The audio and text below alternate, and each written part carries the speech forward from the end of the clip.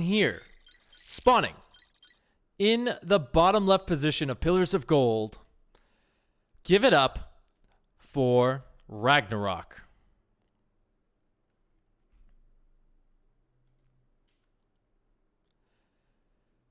And his opponent hanging out in the top with 2 solid series under his belt so far. He is Dream.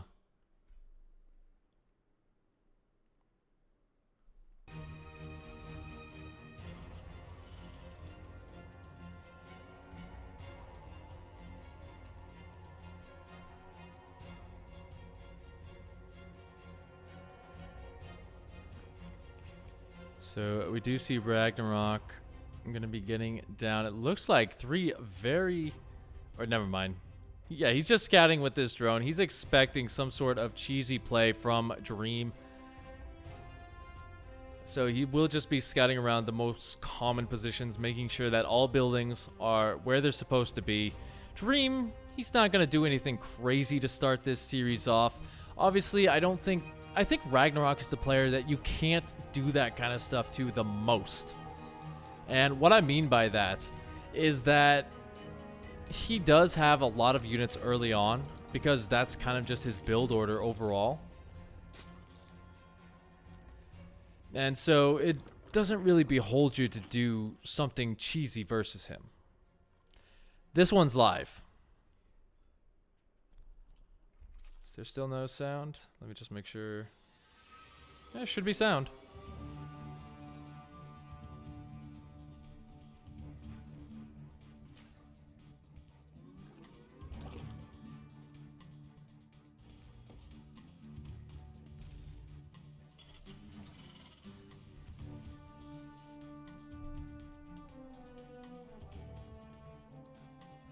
So we do see Dream coming in at a good time. Looks like he does get wind of that hatchery going down. Did he see the drone going down there towards the 3rd, though, is the big question. So far, the answer is, who cares?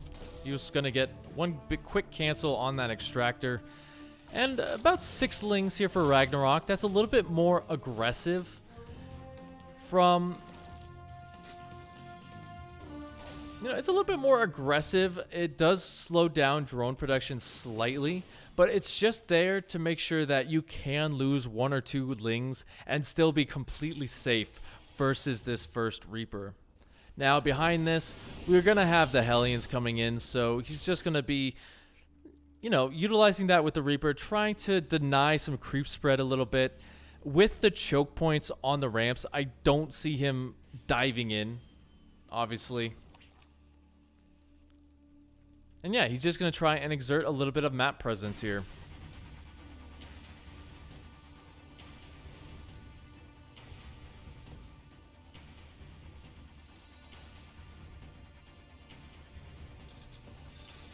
Behind that, we've got the tech lab going down. Viking, a little bit of a Polt Viking coming in just to clear up some of the Peeper Lords that are around the map.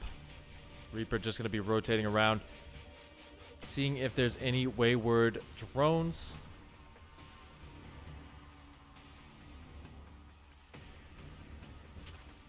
And kind of taking a look at Rag here.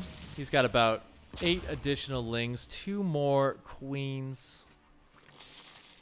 So he's going to be plenty safe versus this. You can kind of see him setting up the trap as well with a good concave up on the ramp.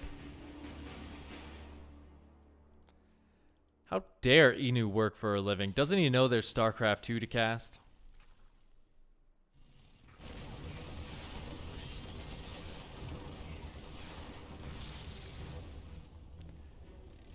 Dream as well, having that 3rd base up is going to allow him to stay ahead economically. As the Queen's going to be rotating in, trying to stop the Hellions. There's quite a few of them. And just the fact that Dream is keeping them alive and not getting surrounded is going to mean that his first big push with Stim, with a ton of these Marines, with... is that a second factory being made? Okay. He caught me off guard there a little bit. I thought, okay, why is he getting stim when he might be going mech? But this is just... I'm sorry, 1 second, guys. I'm totally forgetting my English right now.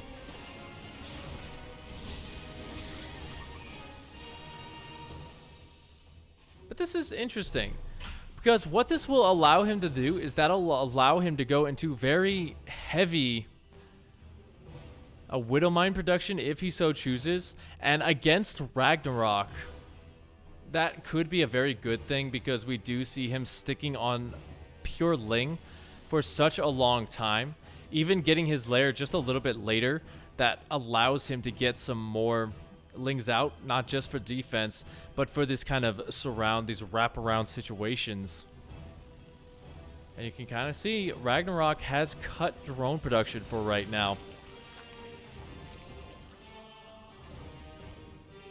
On 65 workers, that can be a little bit of a nuisance for a Terran.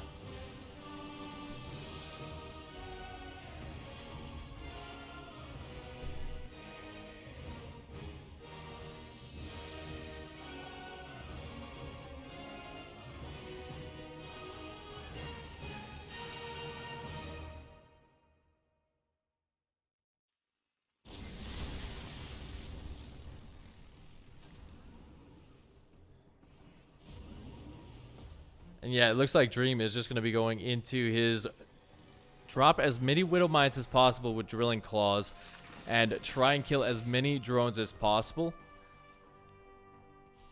And you can kind of see Ragnarok, he stayed very defensive this entire time. So kind of take a look at the units lost. Look at that. He's lost some Lings. Dream playing a perfect game, though, is pretty cool to see. But yeah, behind this, we don't see any sort of transition from Rag. He's just got these little bits of run-bys here and there. Dream is in position to kind of deal with them as they sort of come in. Right, here we go. The drones pulled a little bit too late, so 15 of those will go down. Definitely worth it, even if he loses the medevac. Now, does he have... Looks like he had one more over there that got a couple of connections.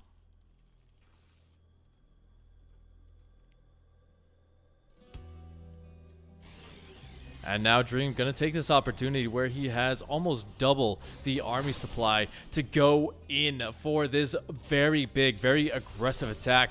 Remember, Rag is stuck on Ling Bane. He has no supporting units. He's gonna have to rely on beautiful connections. And so far, he's just not getting them. The Widow Mine's covering the retreat, and looks like he will be able to clean this up eventually. But, oh my god. Dream just punishing him for moving anywhere near off that creep. So now we see 30 more Lings on the production tab, 8 more Banelings. But this is kind of just meaning that Dream can't, or Ragnarok rather, can't utilize any additional forces to go for any sort of counter damage anywhere.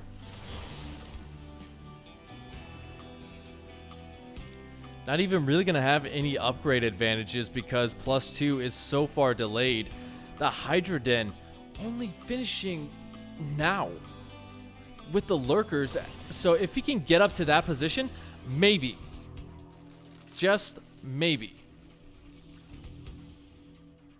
He can survive, but I don't think Dream's really going to let him go as he's kind of just dancing on the edge of this creep, cleaning up a little bit, getting the pre-splits in, and daring Ragnarok to move forward. We see that one Ling going to go down over there. Not the biggest of deals. The battle timer has gone off as this battle gets started. Dream a little bit further onto the creep than he might have liked, but Ragnarok just not able to engage this efficiently. And he is clumping up quite hard. One more Widow Mine, just waiting for another juicy connection. Looks like over here some more have been dropped. Only 2 workers going down, so good pull. But as Ragnarok, you can see he is not confident fighting off the creep, and this is where Dream, just tearing him apart, goes for the full-on surround. The Widowmine gets a good connection on a lot of those Lings, but Dream gonna rotate around with another big army. Just gonna clean up this location with some more Widowmine minefields. Dream loves his Widowmines, doesn't he?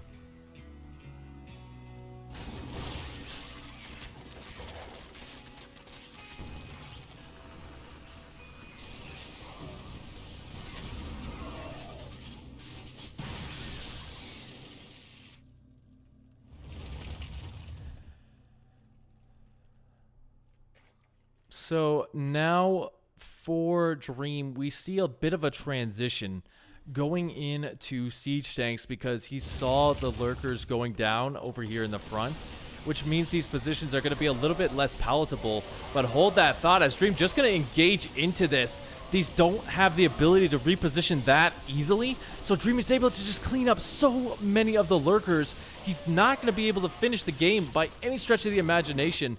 Looks like Widowmine went off somewhere in the 3rd base. Sorry I keep missing them. But how many lurkers did he lose right there? He lost 6.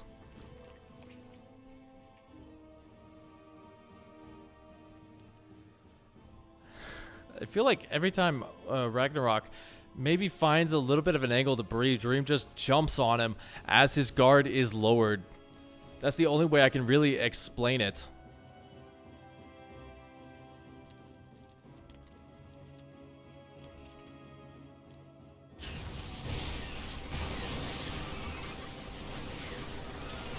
But trying to even just expend some of these Lings to get a run-by damage just gets cleaned up for absolute free.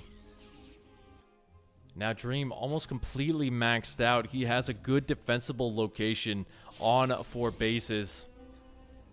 Might even be able to just take a 5th with how close they are. And Ragnarok, similarly, only just now getting his 5th base up and not that many drones on it. Taking a look at the main base, he still has quite a few minerals, but those are going to start to run dry. And if you're still equal on bases with the Terran player by the time that happens, yeah, you're dead. Finished. Kaput.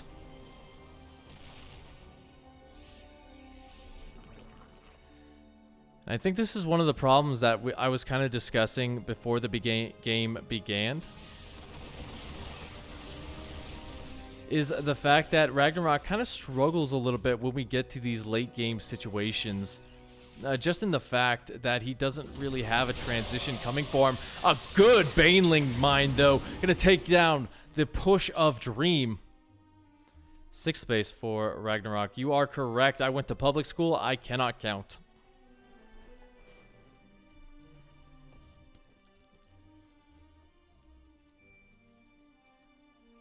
But now Dream going full on Turtle Terran. As he kind of builds up his ghost count, gets these bases up and operational. Those lurkers are a little bit too far without support. Don't you guys agree?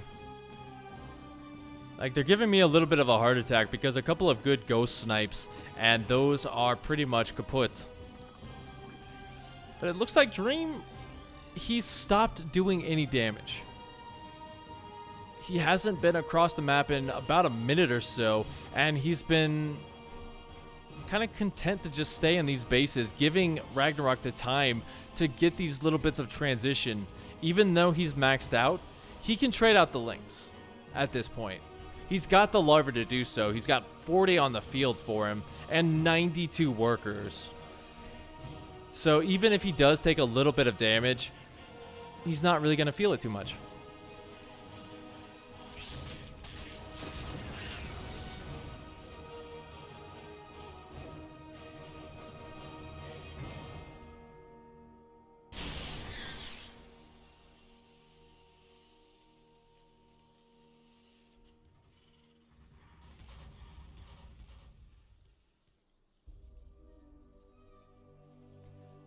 RAGNAROK is just playing this out very slowly himself, inching his way forward, using the lurkers to push that creep up to the high ground.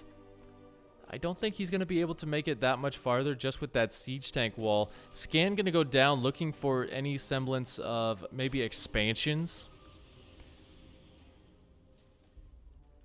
And yeah, there we go. The first big move from Dream's got a couple of small armies here and there. One of them is going to run straight into the lurker wall, though.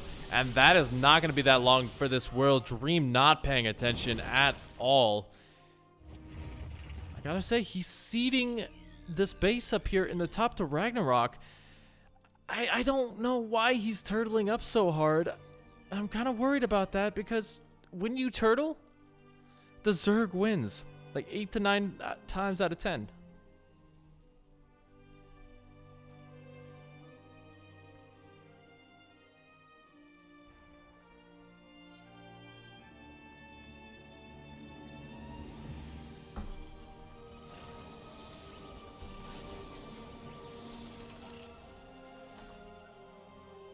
Hope you like nukes, because there's a couple on the way.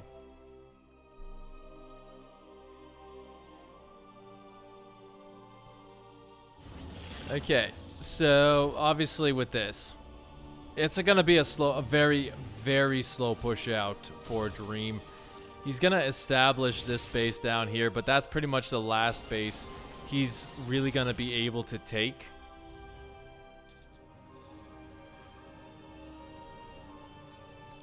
He might just clean that up. But still, you know, RAGNAROK hasn't really punished him in any stretch of the imagination, but here we go. Gonna try and do so. Blinding clouds on a lot of these siege tanks. The planetary is still dancing away.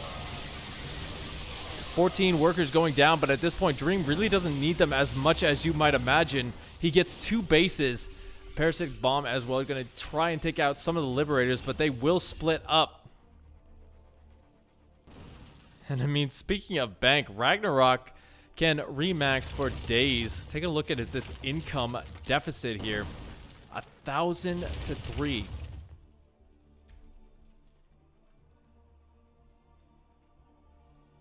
Dream. There's nothing underneath there, by the way. Like, at all. We can see that.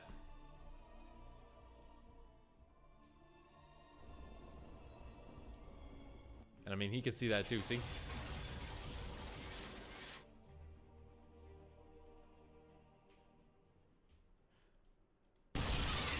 And you know what the big sad thing is for Dream at this point? Is that he has this deadly ground killing army. As long as RAGNAROK hits him from the ground, he's pretty much going to be able to hold almost anything that comes his way. But as you can kind of see, he's already transitioning into the air army, throwing away a lot of units here just to make room for that. Picks up a lot of these SCVs, will just sacrifice the base as he pulls his army over. But that won't be enough. Now RAGNAROK can just back away and use the lurkers as a little bit of a positional retreat.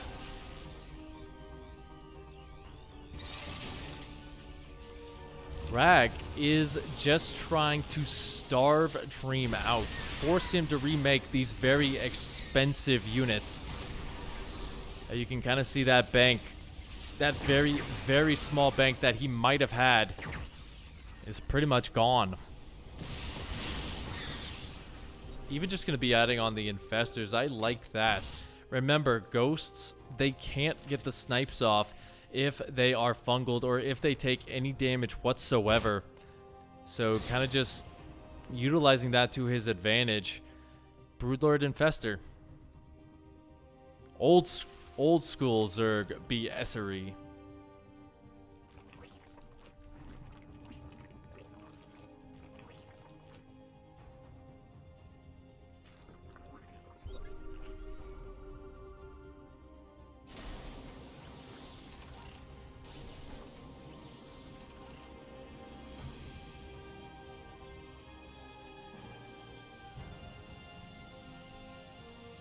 So close to 500 viewers. Tell your friends, because we still have a lot of good StarCraft 2 left to go. Remember, we're doing all the games that were played. I've got the replays over here by Lesouche,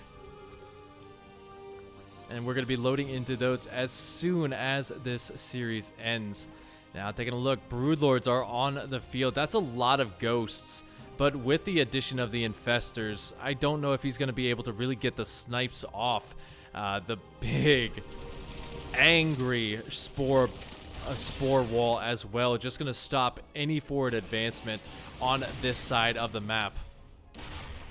Yeah, I definitely feel like this is a mistake from Dream to let it get to this stage, because everywhere, the creep is right on top of him. The transitions have been very good for Rag. And now, going to lose a lot of this ghosts to the Fungals, the Broodlords, finishing the job. And now there's so many siege tanks that they're pretty much just one-shot friendly firing himself. A couple of Vikings in the sky, not going to be enough either, because there are enough Corruptors to kind of shoo them away. And now Ragnarok doing whatever he can to clean up this location. He forces the lift off. That's pretty much the only big mining base left for Dream.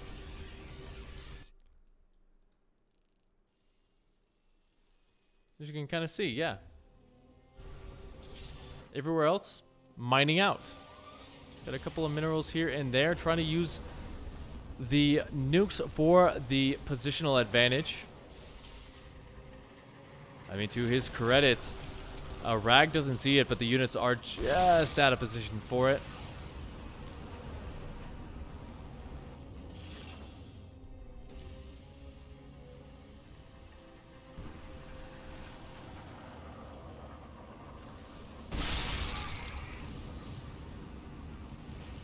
Okay. Trying to reposition.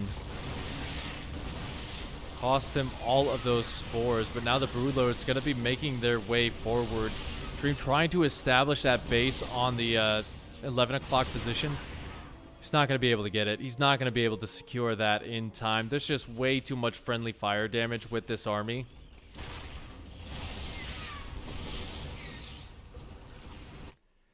I'm kind of wondering, is he trying to clean up that location as well?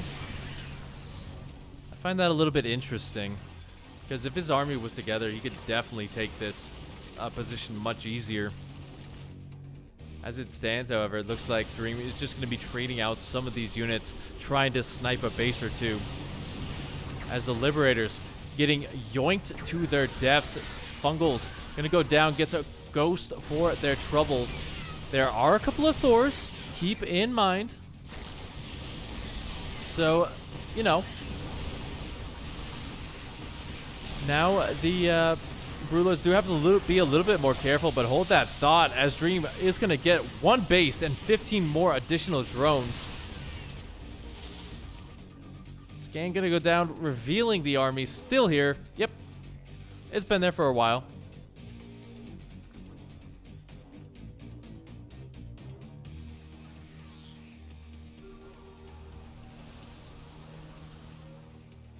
You know what, I do think Rag had a little bit too much drones anyway. He's currently sitting on 59.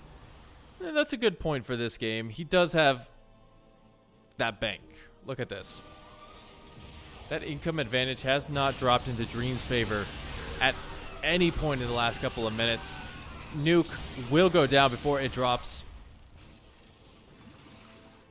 And here we go with the secondary attack coming in. Not that many Banelings to deal with the planetary, but that will go down quite easily. And it looks like Dream is just going to be bringing everything he can over to try and hold on to that. He knows if his right flank gets taken down, that's going to be the end of him, because that's the only minerals you're going to get.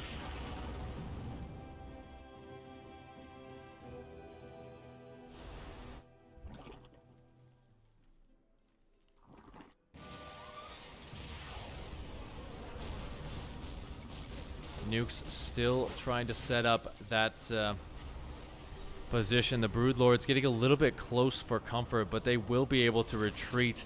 He sees the red dots. Loses a little bit there. Okay.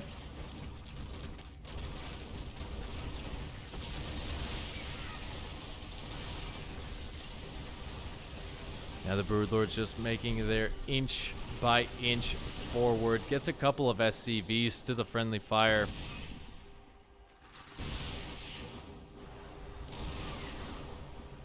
Plenty of Vikings, plenty of Thors, plenty of pretty much everything. Rag in a little bit of a corner, it's funny to kind of say.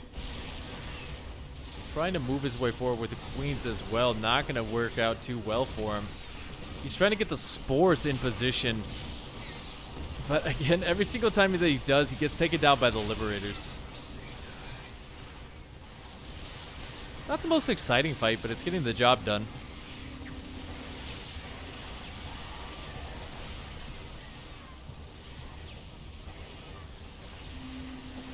That was the, another Thor goes down. More SCVs are falling. He's currently down to 26. I know at this stage in the game, you can lose a lot of those SCVs and rely on the mule energy, but not down to 26. Not when you don't have that base, and not when you only are mining off this location.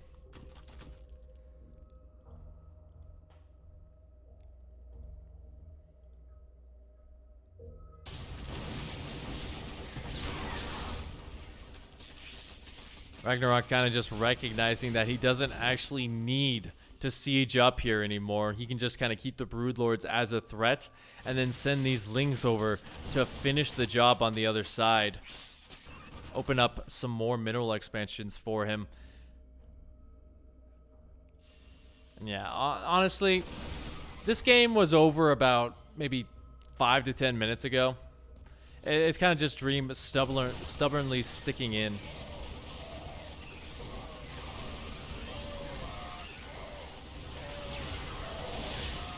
You pretty much need a Solar versus Maru nuke, and if you don't know what I'm talking about, go into the clips of the most recent IEM.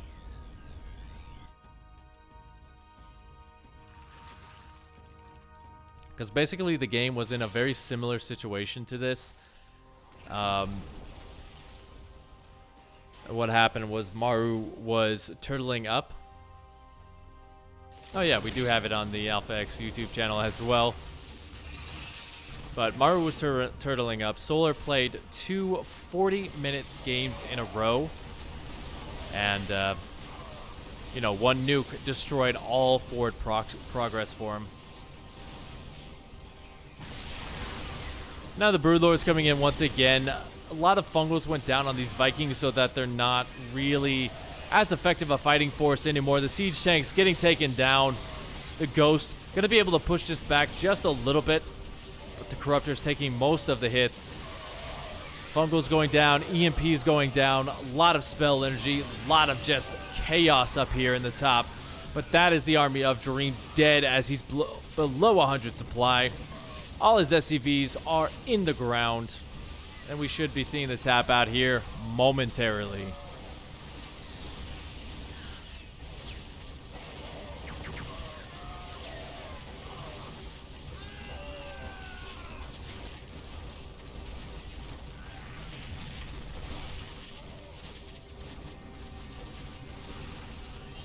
I feel like if Dream would have just kept the damage going, he would have been fine in this game. Like, seriously, he was getting 15 worker kills at a time with those Widowmine drops.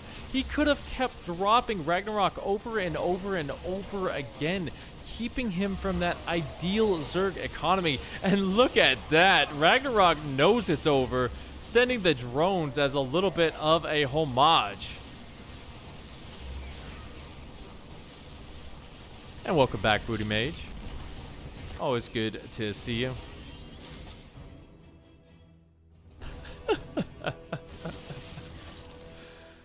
Oh my gosh, Ragnarok is just memeing at this point.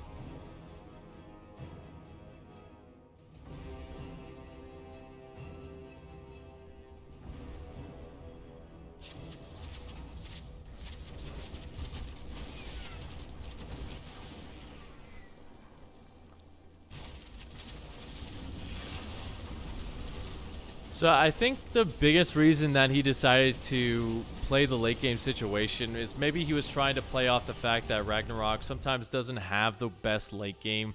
That's the only reason I can see this kind of coming out for him. We do see the Broodlord starting to go down. A couple of good snipes going to take down one of them, but that's just a big bait into it. The Infestor's going to clean up the rest of his army.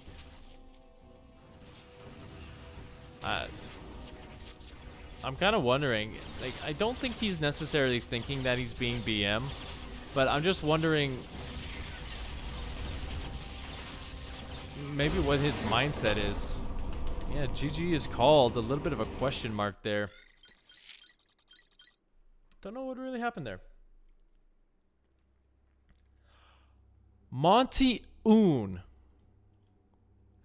You absolute madman. What are you doing, my man? Thank you so much. If you guys don't know, Monty Oon just added $200 to the prize pool via Match Reno. The absolute legend, man. Big shout out to you for doing that.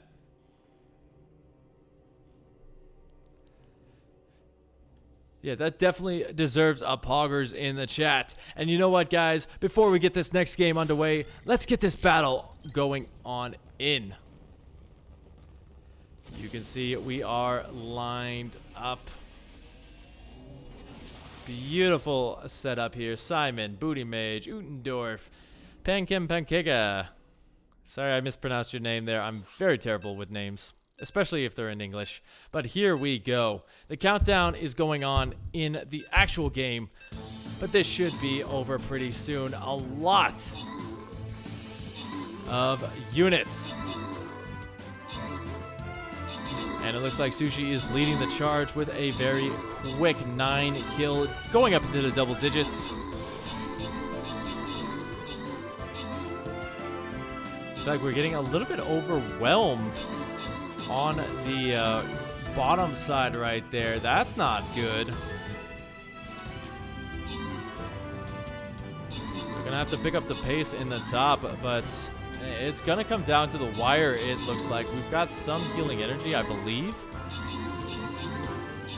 With those Berserkers finally cleaning things up for the final time. Good assists. Beautiful. In the end, we do manage to finish things here. So let's see, Sushi, you got the most, but you know what? You bankroll this thing, so no. Let's give PH neutral that one, and who have I not given it to yet? You know what? Because I butchered your name, you get that one. There we go. And spawning in the bottom position a little bit late into the game. Sorry about that. He is Alpha X's own Ragnarok. And his opponent up here in the top for Good Game Gaming. Give it up for Dream.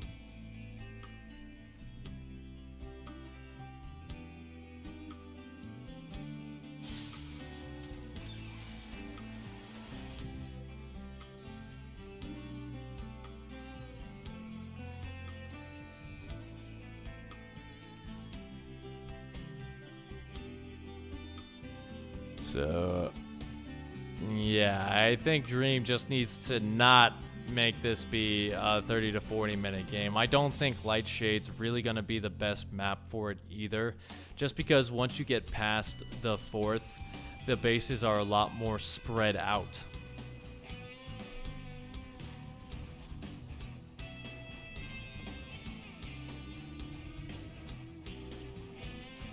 And with that, we kind of think maybe, okay, a lot of different attack paths for Ragnarok to go through.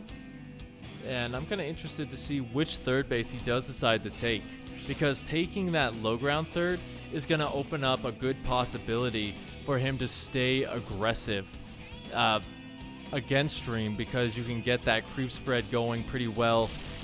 If you force the Baneling connections in the choke point, that can be pretty good. And we can kind of see Dream going up to 3cc very, very quickly. Just wants to stay ahead of Ragnarok economically for as long as physically possible.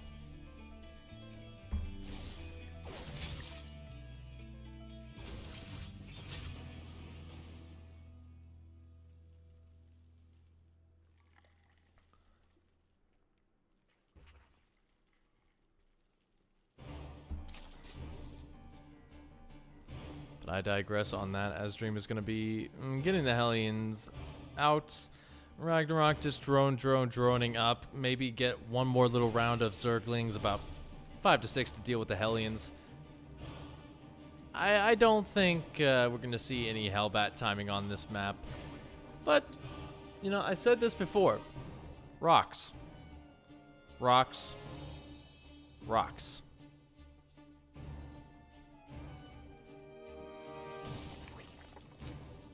Thing about the rocks is that does open up a couple of different opportunities for Dream to kind of move in.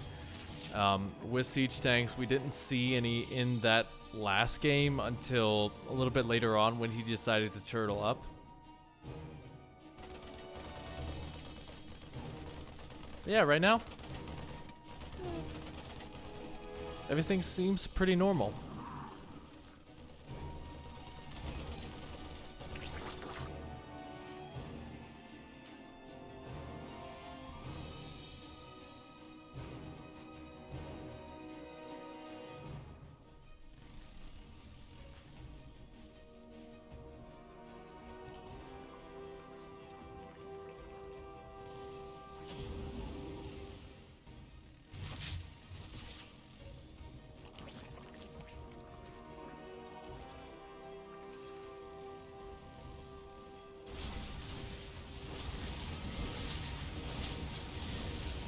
So the Hellions do get dropped in. They do get some good connections with the Zerglings, but you got to be careful for the Queens falling up in the backfield. That's actually a lot of Hellions, and he will be throwing down the armory behind this, so this is going to be a very committed push out of Dream. Gotta be careful not to lose the medevac, though, as that gets weaker and weaker. That is not a good situation to be in, because that's a lot of firepower with this push.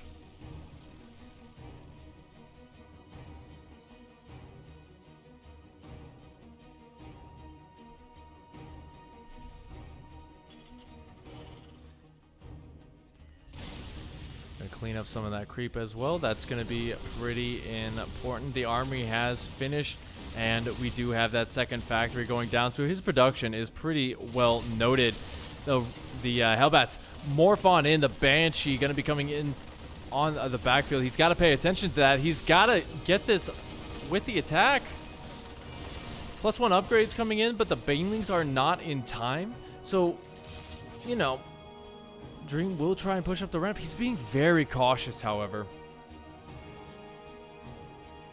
Did he just lose the Banshee?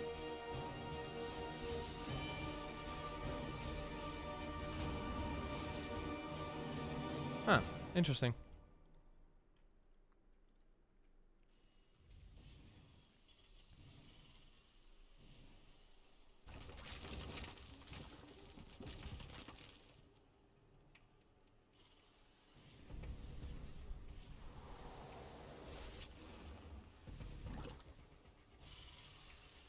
So we do see Ragnarok going to be going up to Spire. A really good, solid hold from him. I think Dream just didn't want to throw away the units, and that's why he didn't play it a little bit more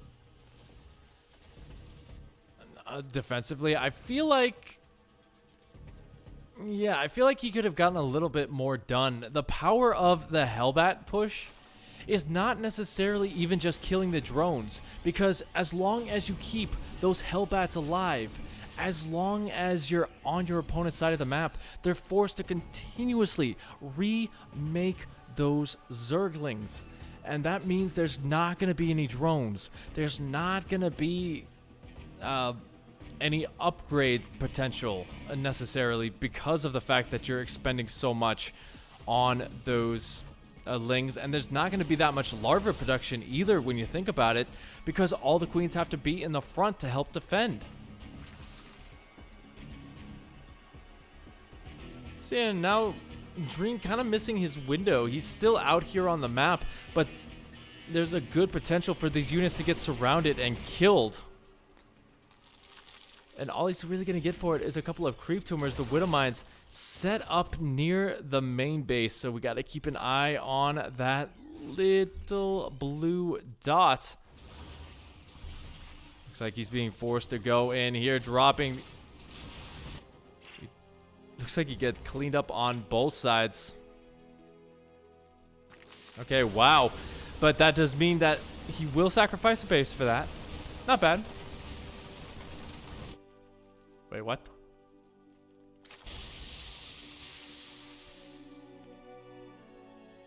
Okay, looks like one Widow Mine barely slipped through. I thought all the medevacs went down. That was pretty funny.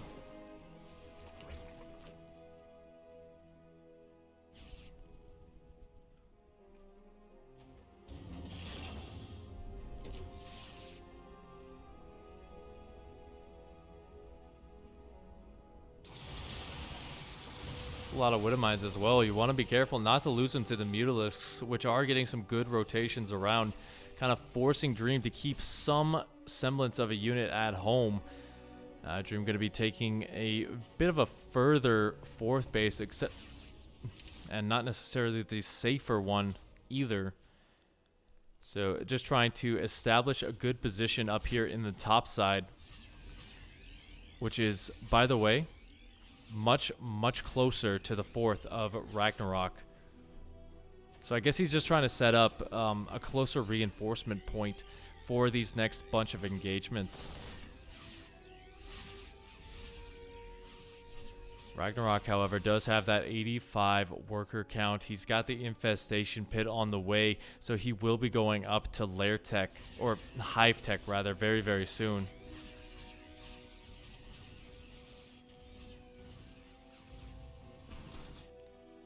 Looks like he's going to be able to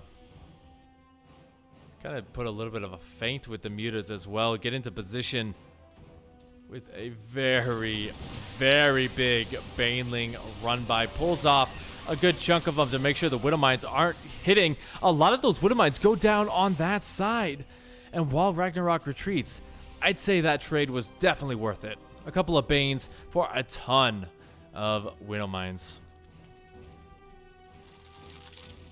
Taking a look at the units lost, though, looks like Dream is still being very cost efficient, killing off almost 100 lings in this game. And now we do see double pronged attacks coming in, just trying to pull apart the army of Ragnarok. That Widow Mine field is absolutely lethal. Some decent connections, but not necessarily the ones that you need.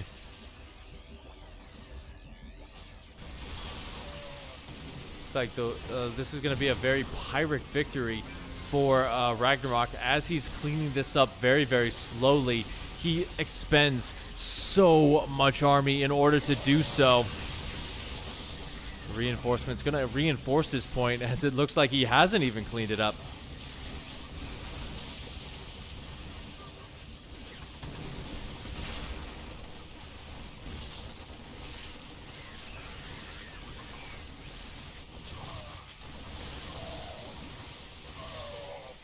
Yeah, Ragnarok, although, yeah, I don't want to say he's dead by any stretch of the imagination, but just the fact that he's let this go on for so long, he's not going to get those effective trades anymore. Looks like he finally got the Thor in that little kerfuffle, but as he kills off this army, the next one is already ready to go. And he's just going to be continuously trading out, forced to remake the Lings, forced to remake those Mutalisks. Does he have a hive? He does. But so what? You can't make any of those hive units because you're continuously defending now.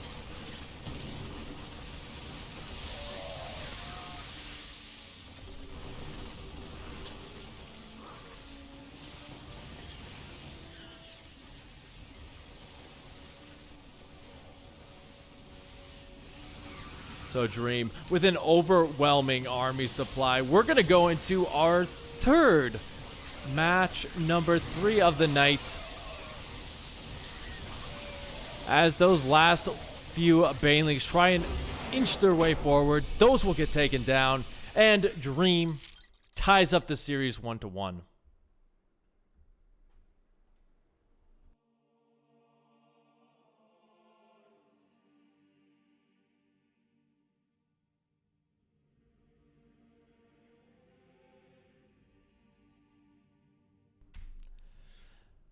I agree with that, VHT 1986. Muta's certainly not what you want to do against a guy who has continuously showed that his favorite unit is the Widowmeans. Now, I'm a little bit scared for this map. It's Romanticide for our third game, and if you guys know anything about Romanticide, this is the map where we see Maru play his most turtly.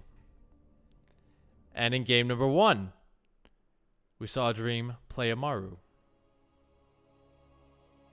Now, I'm not saying correlation equals causation or anything like that.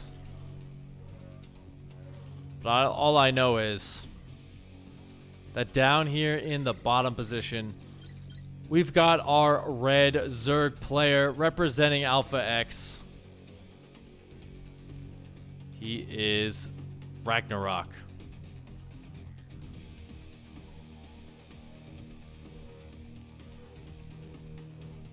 And his opponent up here in the top as the blue Terran player. He is Dream for Good Game Gaming.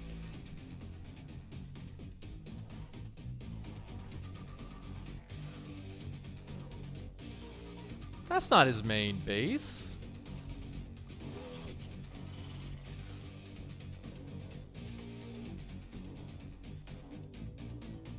That's also not on a good position to scout that out either. So double proxy racks without gas.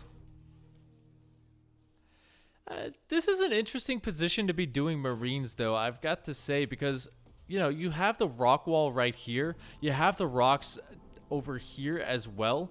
So what that essentially means is that you're still going to have to go quite a ways away to get to your opponent's natural. Okay, never mind. I'm an idiot. I totally forgot that the mineral fields existed and that SEVs mine minerals.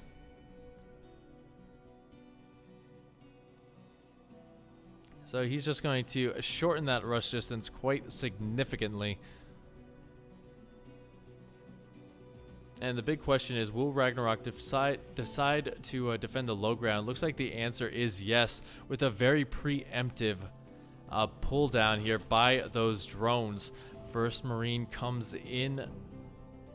I don't think the bunker will necessarily go down, or finish, rather.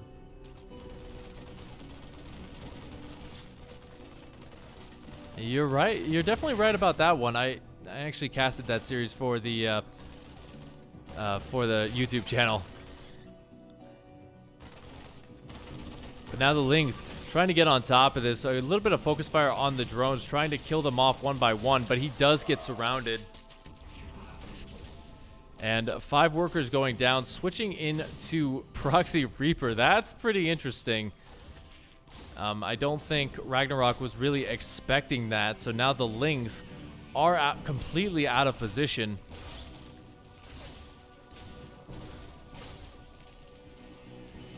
He's going to be rotating up here to the top base. Remember, it takes about 3 Reapers to fight against a Queen efficiently. Yeah, Dream, he's done the damage that he feels like he needs to do. He's going to try and be very, very greedy behind this and go up to 3cc. So now RAGNAROK going to get a cancel on that for just a little bit.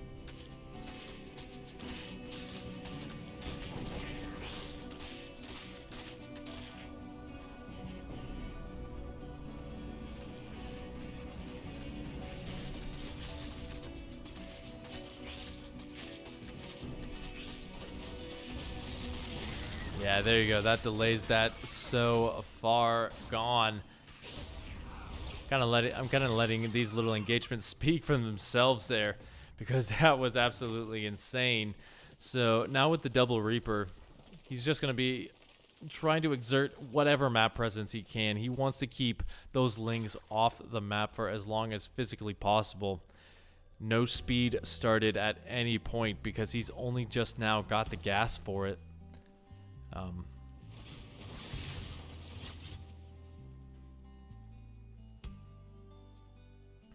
But here we go. We're at the, 4-minute 20 mark. There's still no layer out. So maybe he did do a good job of kind of just delaying Ragnarok in a couple of different ways.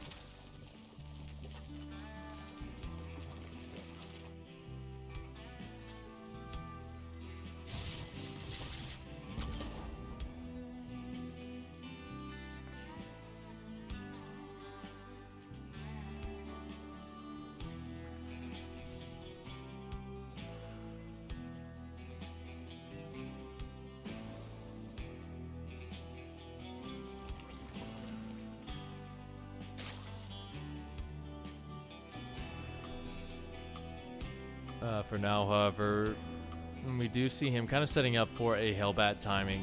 And the reason I say Hellbat timing is because we do have Stim. We do got plenty of Medivacs. And even though he's kind of lift up, get a little bit of damage done as he can, I think he wants to keep a good majority of these Hellions alive for the big push. There you go. The Ling's a little bit out of position. So gonna get a couple of connections, but the medevac does have to get out of there. Be careful. Don't want to lose that anytime soon.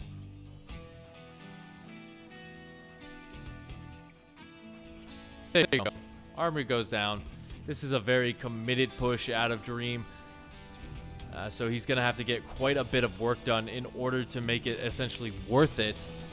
But he does have the potential to, because the Baneling Nest is only just now about to finish. So that means there's not going to be any by the time this attack starts.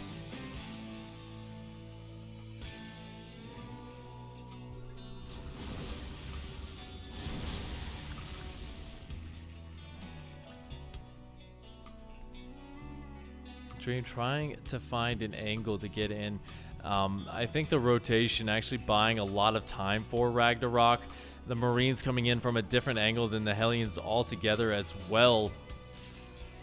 Bit of a disconcerted push, I gotta say.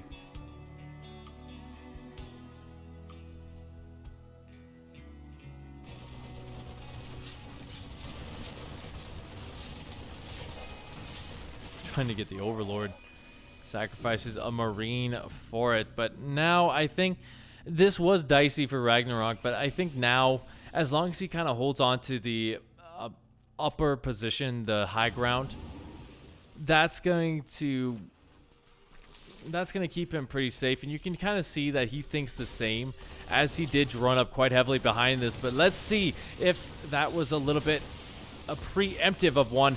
Big KDA charge gonna kill off all of these Banelings, but there are still plenty of Queens to finish off the job. A lot of the Lings going to deflect the medevac in the main base as well.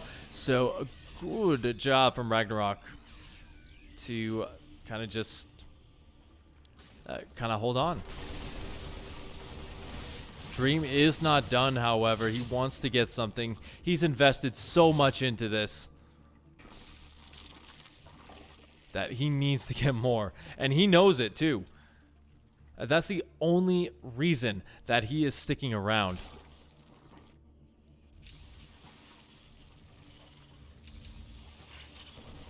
Yeah, Miras, they're a good choice on this map against most players, but when your player is Dream, who loves the Widowmine more than life itself, not the best option. Even gonna lose one on the retreat.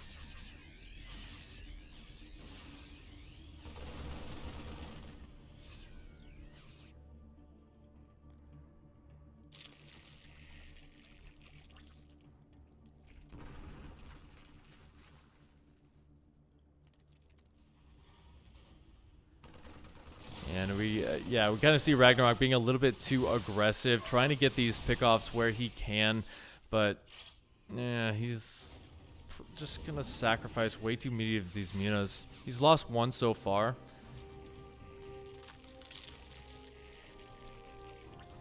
And yeah, remember, The biggest thing for Mutalisks is you do need to get up to that very scary kind of swarm in the air.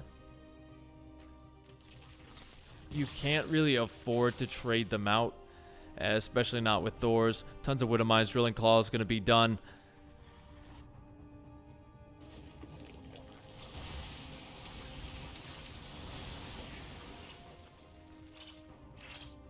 Let's see. Sorry, 1 second, guys.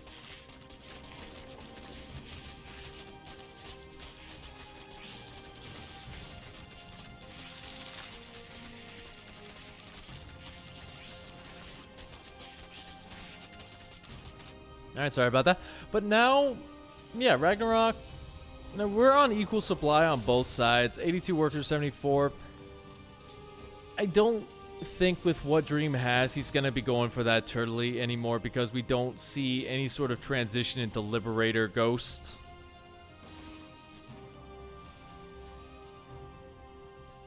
But Ragnarok's just going to be slowly pushing out this creep, slowly inching his way forward while the Muta's doing what they can to get these connections in. Gets a couple of fresh mules, but takes a huge Thor shot for it. Yeah, being very, very loose with the Mutalisks, I think might cost him if he's not careful.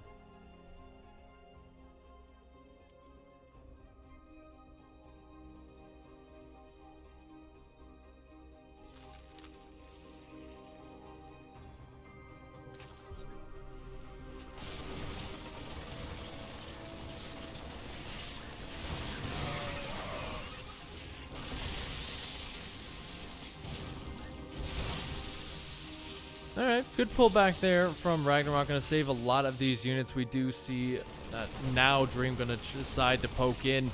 There's not a lot of creep spread down here on the bottom, so Ragnarok caught completely off guard by that.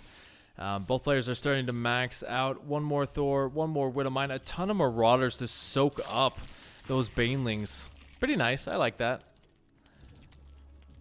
But now, as we see the Hive coming up, we do see that the +3 upgrades, there's not going to be that much of an advantage for Dream. Oof, that could have been a beautiful connection. That was a beautiful connection. Tons of Lings being dropped, but that pulled away a lot of the force, giving Dream the opportunity to find this beautiful spot to engage into some friendly fire. Widowmine damage, though, is going to be enough to help Ragnarok clean house here. The Thors cleaning up the Mutalisks in the top, but they will have to retreat. And now Ragnarok taking a supply advantage.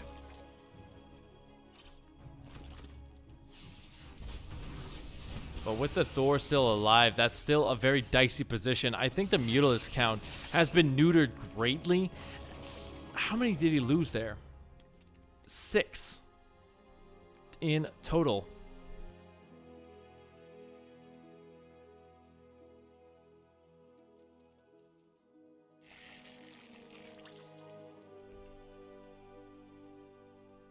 So now a little bit of a reset as Ragnarok going to be taking that top base. He's going to be denying this position on the 5th. And he does have enough units to kind of just spread out and go for these little bit of a two-pronged pincer attacks. And this is what's forcing Dream to not be able to attack with his entire army. Since he has to keep so many Marines home to stop these little run-bys, to stop these Mutalisks from coming in, like, that just makes his pushes so much weaker. Yeah, 92 drones, a little bit of overkill.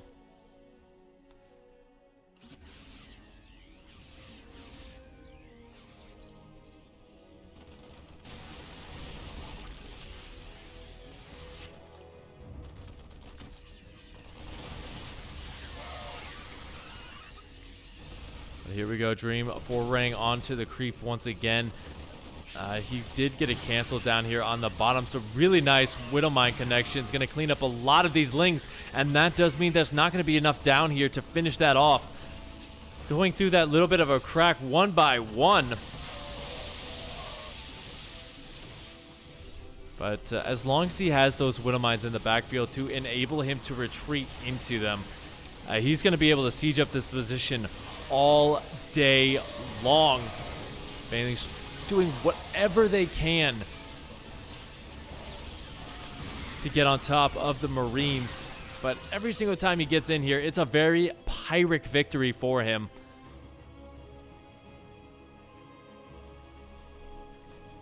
This is the most infuriating thing I've seen as a Terran player. Just a hatchery surviving on the barest sliver of health. Now we see Dream supply plummet quite a bit. The missile turrets going to stay alive. There's just not enough Mutilis to finish those off. +3 upgrades just finishing as well. Chitinous plating. Ultralisks on the way. And you know what? I'm liking Ragnarok's position quite a bit. The one thing I will say is that he does need to get that bottom base if he wants to keep this up, because now adding in those Ultras is going to be a very, very expensive four-way. And here we go. Ton of Banelings. I think there's almost as many Banelings as there is Marines. Yeah, even more so. 46 to the 31 of Dream, and he gets an okay connection right there, finishing off a lot of this army. Spending a lot of those Banes as well to clean up the fourth. And now Ragnarok looking to close this one out. I'd imagine he doesn't want to let this go on any longer. The Widow Mines, though, being the saving grace, taking down a lot of these Mutilisks. So Dream will hold on by the skin of his teeth. But again, it's a Pyrrhic victory for him. He can't reestablish this location very easily, and he might lose these bases if he doesn't pull the SCVs to repair. That's so much lost mining time.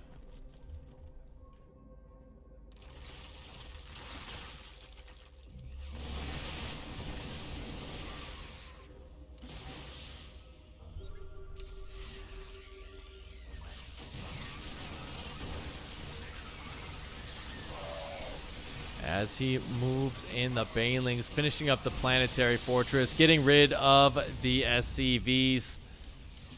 That's pretty much all the mining for Dream.